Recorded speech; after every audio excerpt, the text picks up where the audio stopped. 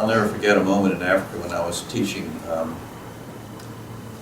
I had about probably 6 or 8 African pastors under a tree outside. We were sitting just talking about child rearing. And I was talking about respecting children.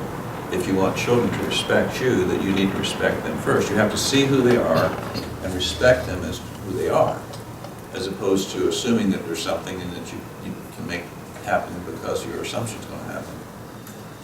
I said, I'll tell you a story. When you go to many places in Africa, what you see is children carrying water. The water cans are commonly fairly large plastic containers that have a top to them, and they go down to wherever the local stream is, and they fill the cans with water and they take it back to their homes. We were out in rural Uganda up in the mountains, where I was most of the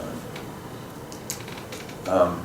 And so I'd actually seen this kind of thing happen routinely all around me, and so it wasn't a story they were shocked by. I said, a mother is in cooking for supper, and her 5-year-old child is supposed to bring the water home. And it's getting dark, and the child hasn't come home yet. And she's getting more and more upset because the child hasn't come home with the water.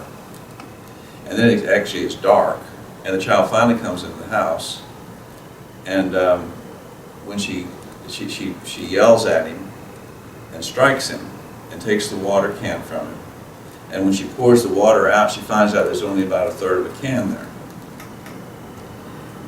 That infuriates her, and she throws the child out of her home. Now this is normal. This is what happens.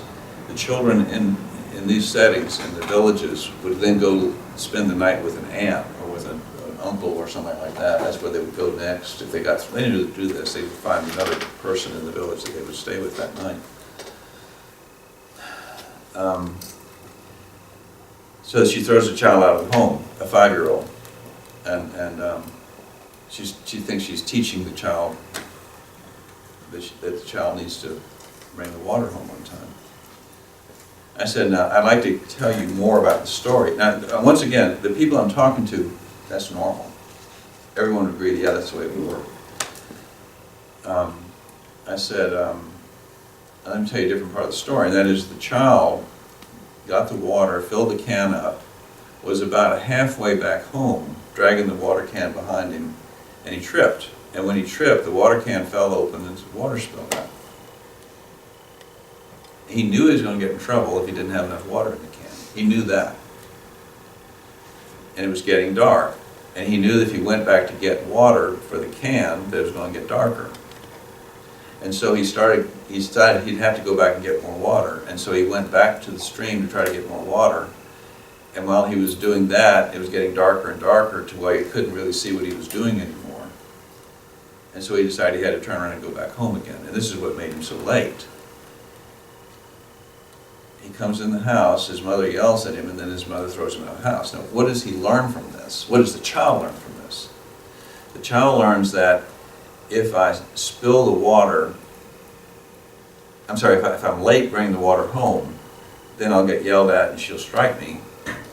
If I spill the water and I'm late coming home, she'll throw me out of the house. But he did not learn, what should I do if I trip on the pathway? That's what he needed to understand. So what should I do if I trip on the pathway? Should I come home or should I go get more water? That's what he needed instruction in. She's a teacher, and that's what he needed instruction in. The mother reacted to this as a discipline issue, but she completely missed what the lesson was that he needed to learn. This happens all the time.